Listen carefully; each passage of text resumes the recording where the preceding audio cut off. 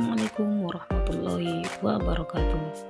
Selamat datang kembali di kelas daring mata pelajaran pendidikan agama Islam dan budi pekerti. Hari ini kita akan belajar yaitu bab yang ketujuh tentang rendah hati, hemat dan sederhana membuat hidup lebih mulia. Nah, untuk yang pertama kita akan bahas tentang rendah hati. Pengertian rendah hati, sebelumnya rendah hati disebut juga dengan tawadu. Tawadu adalah sikap diri yang tidak merasa lebih dari orang lain, ya. Nah, orang yang tawadu berarti berkeyakinan bahwa semua kelebihan yang ada dalam dirinya itu semata-mata merupakan karunia dari Allah Subhanahu wa taala.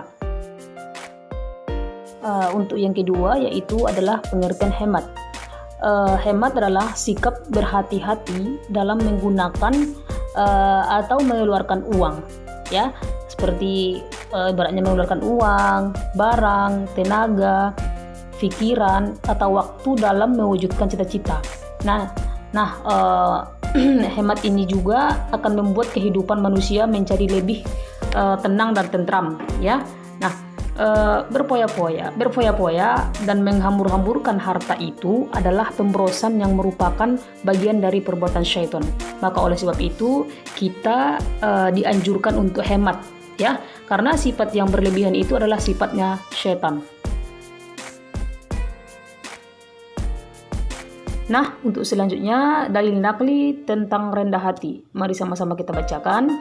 A'udzubillahi minasyaitonirrajim. Bismillahirrahmanirrahim. Wa ibadur rahmanil ladzina yamshuna 'alal ardi hawnan wa idza khatabahumul jahiluna qalu salama.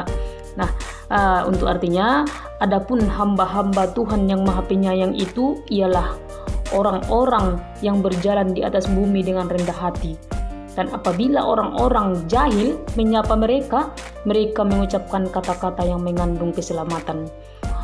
Berarti di sini, di ayat ini Allah mengatakan bahwa orang-orang yang berjalan atas bumi adalah dengan rendah hati. Berarti itu hamba-hamba Allah.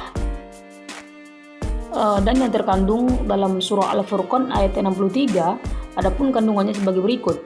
Yang pertama, hamba Allah adalah orang yang berjalan di muka bumi ini dengan rendah hati. Sedangkan yang kedua, hamba Allah adalah orang yang apabila disapa membalas sapaan itu dengan mengandung keselamatan. Sama seperti yang ayat di atas tadi, ya nak ya. Nah, yang ketiga, hamba Allah adalah orang yang selalu zikrullah, berzikir kepada Allah Subhanahu wa taala. Nah, pesan-pesan mulia dapat kita ambil dalam surah Al-Furqan ayat 63 ini. Adalah di surah Al-Furqan ayat 63 ini Allah mengajarkan agar kita memiliki sifat rendah hati, yaitu sama dengan sifat tawadu, ya. Nah, untuk itu anak-anak ustazah, tawadu itu sikap diri yang tidak merasa lebih dari orang lain. Itulah yang dinamakan dengan sifat tawadu. Nah, oleh sebab itu maka orang-orang yang tawadu berkeyakinan bahwa semua kelebihan yang ada dalam dirinya semata-mata merupakan karunia dari Allah Subhanahu wa taala. Nah, apakah lawan kata dari rendah hati? Lawan kata dari rendah hati itu adalah tinggi hati, sombong, takabur atau angkuh. Nah, Allah Subhanahu wa taala melarang keras manusia memiliki sifat sombong. Nabi Muhammad SAW berpesan, apa pesan Nabi Muhammad? Agar kita senantiasa menghiasi diri kita yaitu dengan sifat tawadu, yaitu rendah hati tadi, dan menjauhkan diri dari sifat sombong, karena sifat sombong adalah sifatnya iblis, ya. Nah, orang yang rendah hati derajatnya akan dinaikkan oleh Allah Subhanahu wa taala. Sebaliknya orang yang tinggi hati malah derajatnya akan diturunkan oleh Allah Subhanahu wa taala. Untuk itu, masuk kita kepada dalil nakli tentang hemat dan sederhana. Dalam Quran surah Al-Isra ayat yang ke-27, A'udzubillahi minasyaitonirrajim. Bismillahirrahmanirrahim. Innal mubazzirina kanu ikhwanas syayatin wa kana asyaitanu lirabbi kafura. Nah, yang artinya sesungguhnya pemboros-pemboros itu adalah saudara-saudara syaitan dan syaitan itu adalah sangat ingkar kepada Tuhannya. Nah, untuk itu kepada anak-anak, bagi siapa yang ingin bersaudara dengan syaitan, maka anak-anak silahkan boros. Mungkin kalau menurut saja anak-anak semua tidak ada yang ingin bersaudara dengan syaitan, ya. Oleh sebab itu anak-anak harus berusaha hemat dan sederhana. Hiduplah dengan sederhana, janganlah hidup berfoya-foya yang tidak ada gunanya. Itu adalah mubazir, ya. Mubazir itu adalah kawannya syaitan.